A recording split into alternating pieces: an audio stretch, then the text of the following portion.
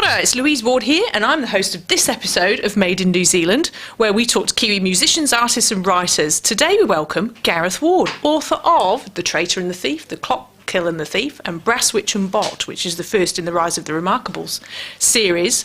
And it's a bit weird because we're actually married, but I'm going to interview you anyway. So, Kia ora, Gareth, and welcome. Thank you. Pleasure to be here. My first question for you is really we need to hear about the three books. So tell us a bit about the three books and why should people read them if they haven't already? The Traitor and the Thief is the first in what I like to call the Traitor series. So the main character, Sin, he's living rough on the streets of Victorian Coxford. He steals this priceless necklace to survive and he gets caught. And they say, rather than send you to prison, we're going to train you to be a spy, because everyone knows this great big war's coming in Europe, and this organisation called COG are trying to stop the war and prevent the war. So he goes to this palace where they're training these children to be spies. He meets this fantastic girl called Zonda Chubb, who's quirky and a genius and eats far too much cake. And but they become best friends, and between them they realise there's a traitor in the spy organisation. They've got to find the traitor. So that's sort of the first book, and then the Tessa Duda Award and a few other awards. And then the sequel to that is The Clock, Kill and the Thief, which really just picks up where that left on, with lots of airships and sort of clockwork evil guys and all sorts of things. So it's a rip-roaring adventure, and I'm just working on the third one at the moment. That was going to be a question. Oh, was it? Oh, okay. Well, it's on everybody's lips, I think. When is book three, I do please? keep getting asked, so I don't know when it will be out, but I am writing it at the minute. So, some things are out of my hands, but I'm writing it at the minute. I'm about 18,000 words in, so yeah. So hopefully, maybe in a couple of years, that will be out. And it's all plotted? It's all loosely plotted. Loosely plotted, you might be pantsing that one. Yes, for those of you who don't know, there's two types of writers, plotters and pantsers. Plotters work it all out beforehand, pantsers just sort of see where it takes them, and I'm more of a pantser really, so I'm just seeing where it takes me. And then the new book, Brasswitch and Bot, Rise of the Remarkables, so that's going to be a series, the sequels with the publisher. So in Brasswitch, the main character is an apprentice engineer called Wrench, and she discovers she can control machines with her mind, and that makes her what they call an aberration. And aberrations, like sort of witches of old, are hunted down and persecuted, but she's rescued by a mechanical robot called Bot, who becomes her mentor. He sort of punches first, asks questions later. He's a great character, and they realise that the villain of the piece is trying to bring the old gods back to the new world, which will create chaos, and they have to try and stop the villain. So why should, if people haven't picked them up yet, so they're kind of for readers aged 10 to 100 million years old, so if they've not picked it up yet, why should they? Because they're cracking good reads, basically. I mean, I started reading sort of young adult fiction when our children were at that age. Our children. Our children, sorry, yes, our children, yeah. And I just loved it. And I think the great thing about young adult fiction is it has to be really pacey, and it has to keep the reader engaged. There's not too much, I guess, navel gazing, or they're not slow. They have to keep going along at a great pace. So I think they're great reads. And I have to be honest, with a, sort of all three books, I've had probably as many adults tell me they've loved them as I have kids. So I think if you're the sort of adult who could read a Harry Potter and enjoy it, you could read my books and love them, because although they're aimed at sort of teens, they're not written down. There's plenty in there to keep an adult engaged, and they're just rip-roaring stories. So if you have three book children, as you do so Yes. far, do you have a favourite child? I don't think so. No, I mean, I really like Traitor because it was my first book, and the excitement of being told you're going to be a published author was just amazing, because I've worked at writing for years and years and years. So that has a special place in my heart. But Brasswitch I also love, because I think it's probably the best written of the three books, I personally think, because I just feel I'm improving in my writing all the time. And the core theme of the book is about prejudice, and I think at the moment that's such an important subject. So I'm just really proud that hopefully, children and adults will read it, and at some point they might sort of make that empathetic decision, or it might help them understand, other people's positions in the world and victims of prejudice. So although, at one level it's just about this girl with superpowers and this kick-ass robot, I think there's a deeper message in there as well. Absolutely there is, and I think you're right. If a kid just has one moment when they've treated somebody in a way that they really shouldn't have, for whatever reason it is, and they think about something that's happened in one of your books, and they go, oh dear, I did that. Yeah, then that's a lesson learned, isn't it? So, I think so, and I think that's, part of writing it. I didn't want to force the message down people's throats, but that is the sort of the subtext of the entire story, really, because Wrench experienced prejudice because she's what they call an aberration, and she's trying to stop other aberrations, experience prejudice. So that's the whole sort of crux of the book in some ways.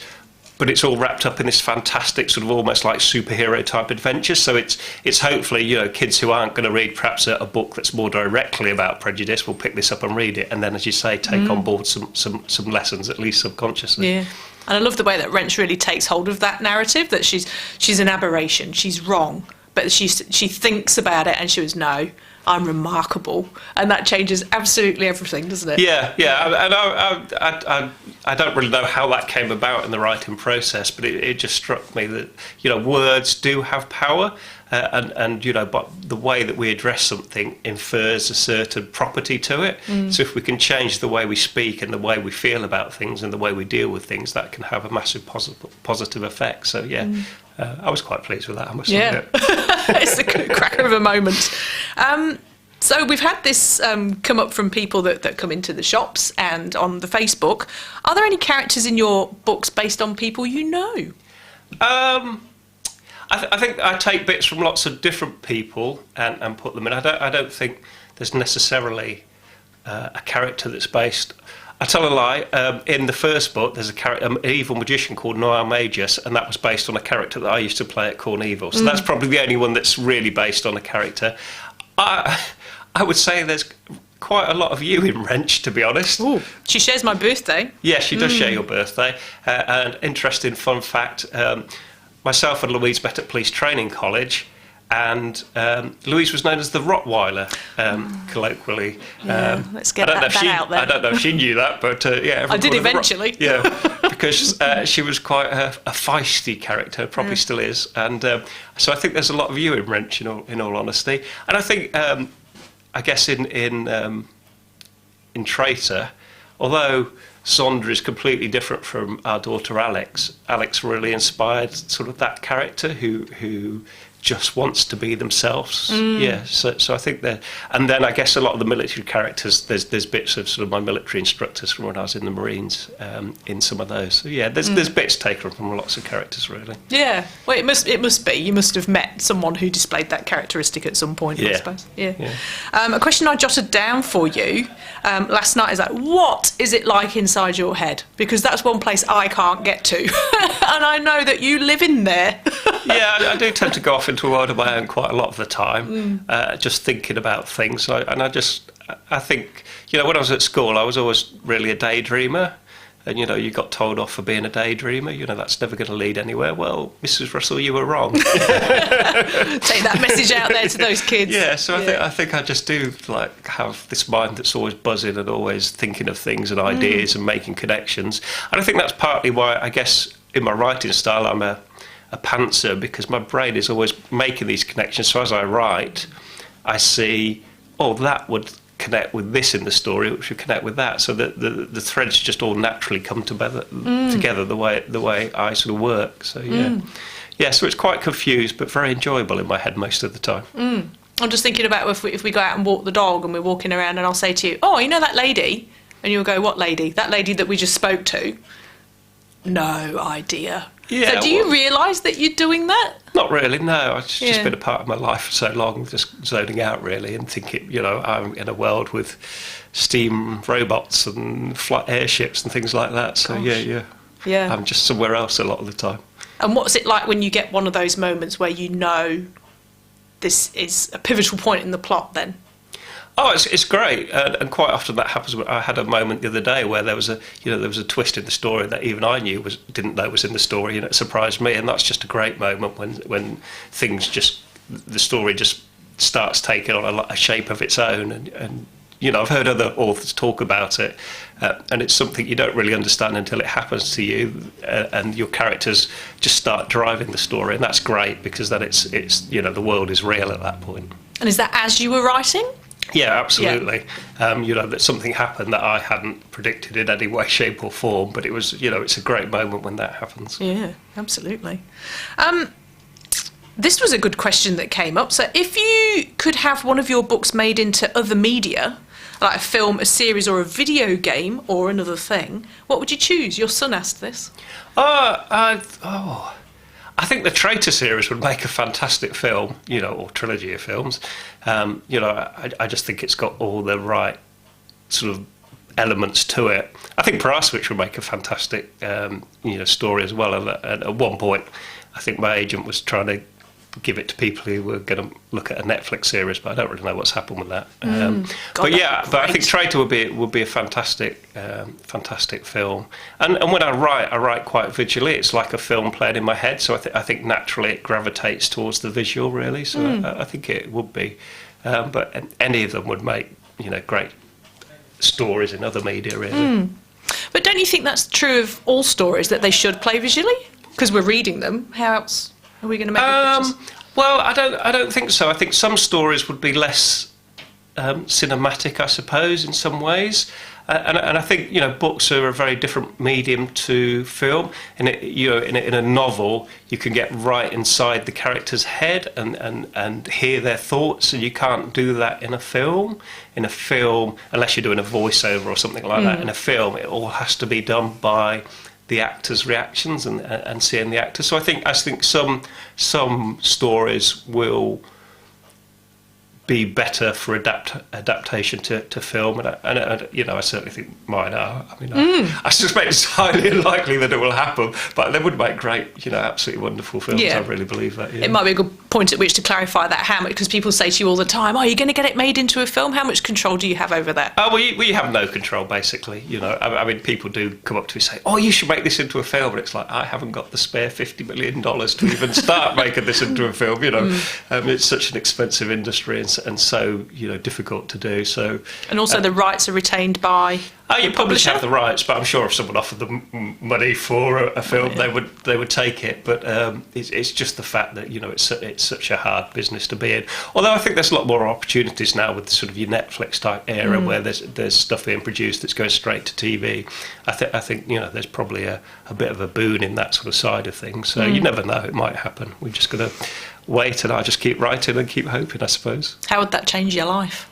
How would that change my life? Yeah, I don't really know, to be honest. And sort of, sometimes part of me thinks I'm quite, I'm really happy with my life at the moment. So, if you suddenly, did have a film, or it did sort of.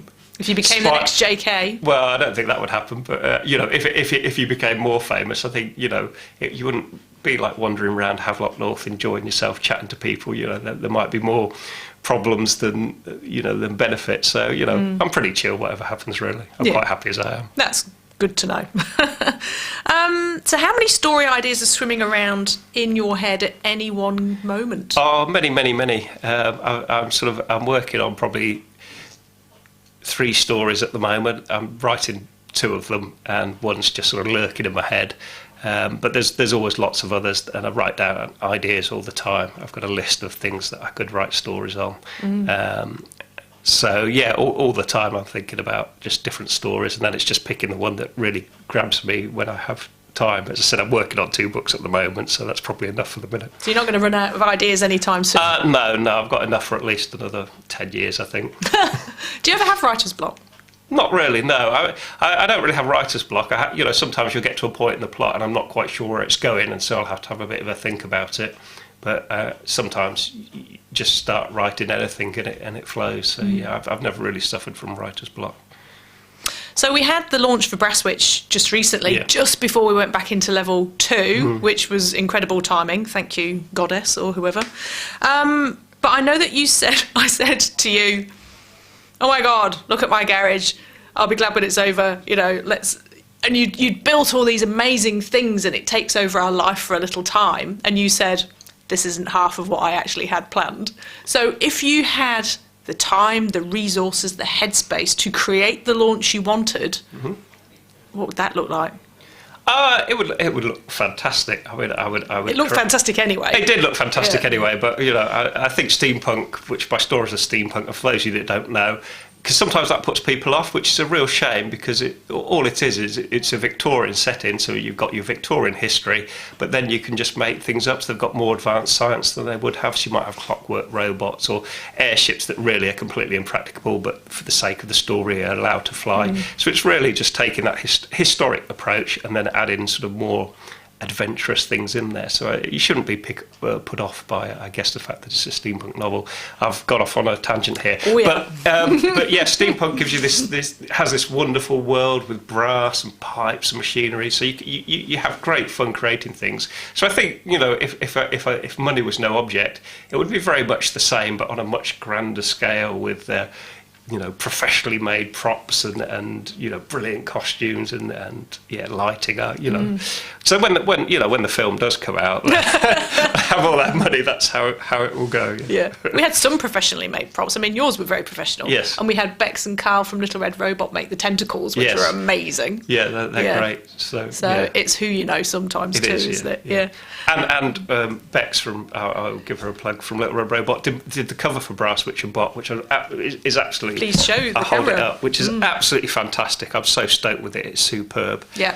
And the sequel is with the publishers, and apparently she's done the first drafts of the cover for the sequel, which I haven't seen yet, which is really bizarre because it's my friend, but it goes to the publishers before I'm allowed to see it, because that's the way it works. She can't sneakily email you? No, I don't think it's. I'm not sure it's allowed. So, No. We'll do it by the book. Yes. Ha ha ha. So some questions. I put out a call on our Facebook page last night that you weren't supposed to see, but you managed to see, for questions that people have got for you. But so I stopped looking when you told me I wasn't supposed to be looking at it. Yeah, good. Well done.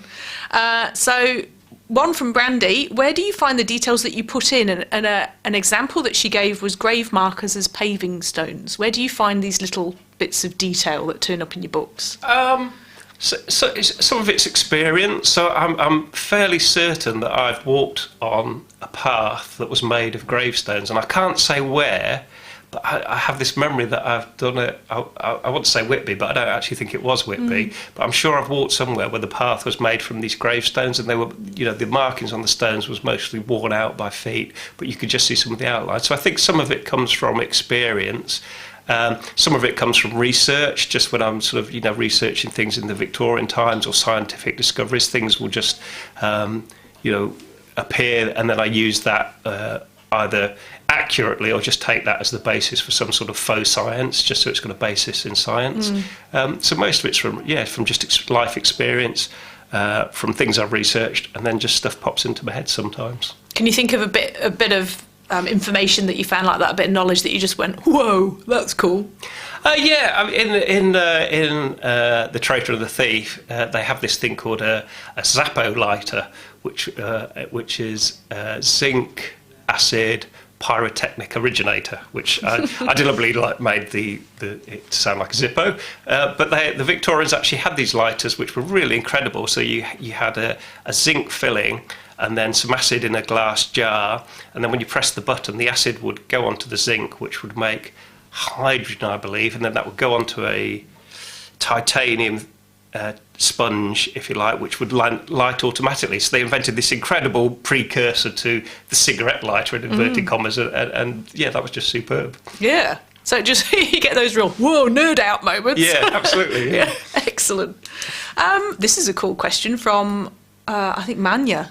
If you went 20 years into your future, what would you ask yourself, and who else would you want to go and talk to, and why? There are a few aspects to that. So 20 years into your future, what would you ask yourself, and who else would you want to hang out with and ask questions of? That's quite tricky, isn't it? Yeah. If I went 20 years into the future, what would I ask myself? What were the lotto results? We don't do lotto. No, we don't do lotto. But we would if we knew the results. I don't know. I would probably. I don't really have, regrets in life. So I would probably.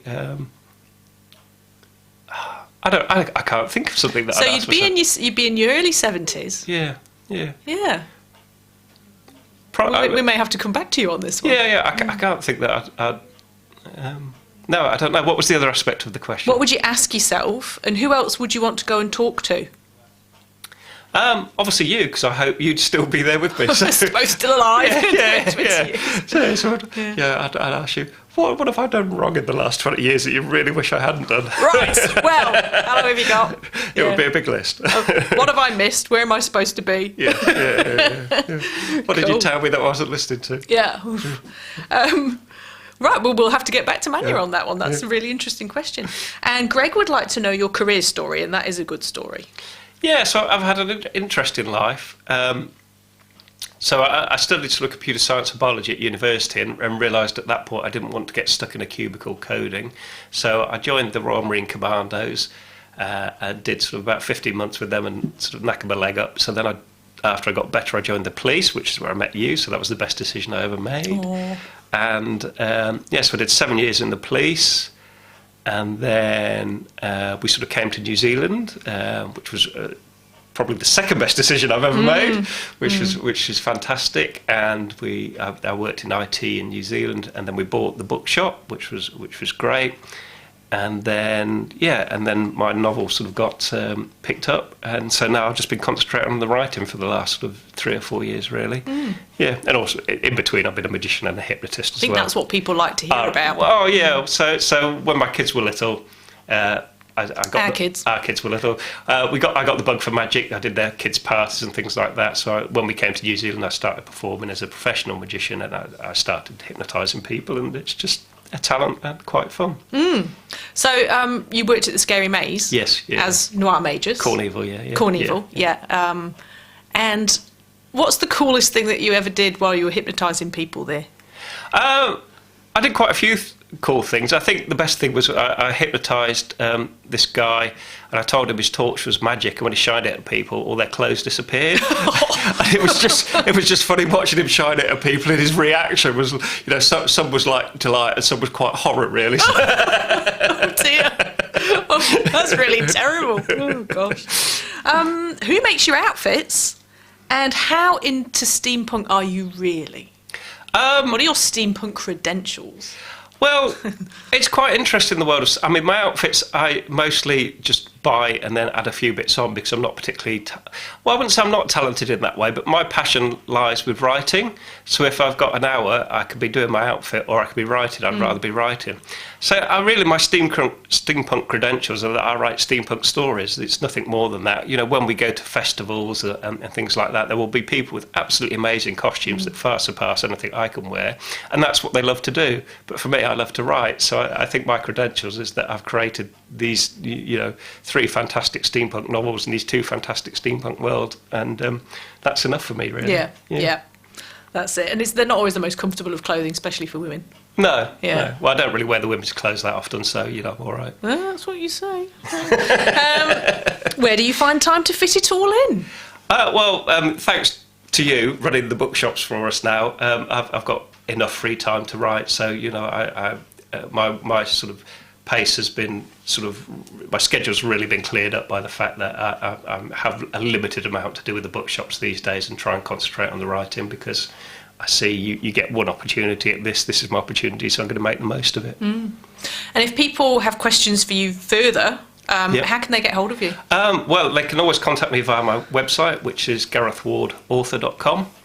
Or I guess via the shop, but probably my website is the better one because sometimes the emails to the shop get sort of lost or... We always pass them on. You always pass them on, but then I reply to the email the shop address rather than So my website's probably the best place to ask questions via. And I love answering questions. I love talking to people who've read the book and have questions. So please feel free. It's quite cool when kids come in, particularly. Yeah, I love it when meet the author. Yeah, it's really they ask things. And sometimes it's interesting because the children will be talking about something, and I'm thinking I don't even remember writing that bit, but they know the story better than me, which is strange. Little details. That's great.